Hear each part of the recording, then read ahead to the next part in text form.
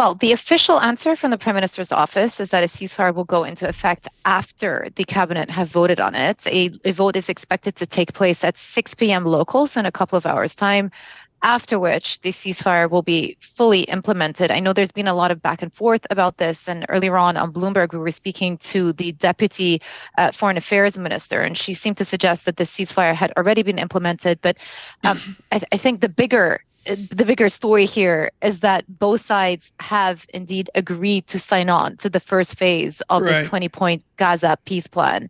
And it is a day of jubilation, as you were just reading one of the headlines from one of the top news outlets in the region. Joumanna, the distinction I see in interview after interview is the mystery over what is Hamas's place or power if they give up all the hostages.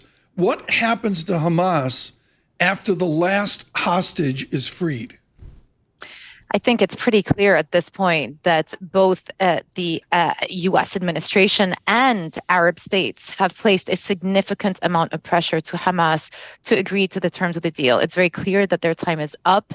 Even Hamas themselves have conceded that they will not be part of future governance. However, they have said that they would like to be part of discussions around the future. Again, that is a point that is clearly going to be up to debate and a red line as far as Israel is concerned.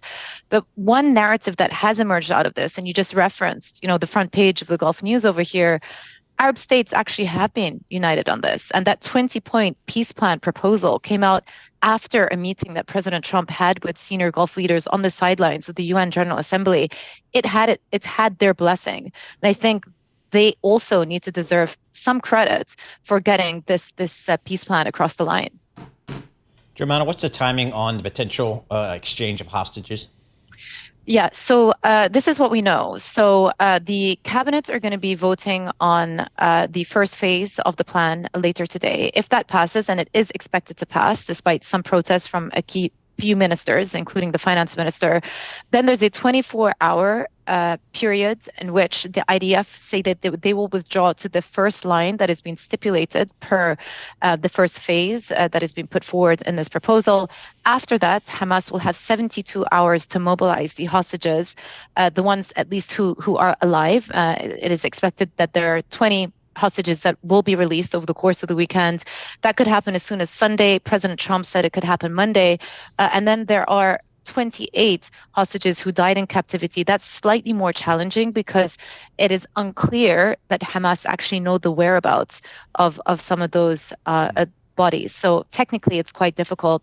Operationally as well, we're heading into a very challenging 72 hours where IDF also will have to begin the process of withdrawing. So the next 72 hours are going to be key. But the expectation is that the last wave of living hostages will be released by Monday.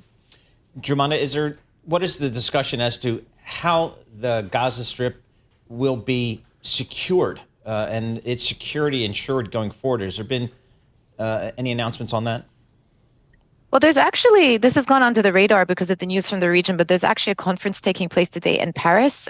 European foreign affairs ministers alongside some Arab foreign affairs ministers are there to discuss the exact point, the future governance of Gaza, the aid that's supposed to come through, and in addition to the resumption of humanitarian aid and how that's going to be flowing through the various crossings into the Gaza Strip. So I think immediately there's going to be focus on the revival of humanitarian aid. After that, big questions, international community and Arab players are going to have to talk about governance and this international security force that's also mentioned in the Gaza peace plan. Joumanna, one final question and almost background for myself and our American audience. What is the linkage of Hamas to the Palestinian people? At this point, there is, I would say, very little support still, endorsement of Hamas. This is a population that has suffered immeasurably over the last couple of years. I think the Palestinian Authority are trying to step into the void. They obviously have been responsible for governing the West Bank, but again, littered with allegations of corruption, mismanagement over the years. And that is also one of the red lines for Israel. They were saying they don't want to see Palestinian Authority involved in the future governance of Gaza because they themselves need to be reformed. So Hamas has lost their legitimacy, but Palestinian Authority as a group need to be reformed as well. And I think this is one of the topics that's under discussion at that conference that's taking place in Paris today.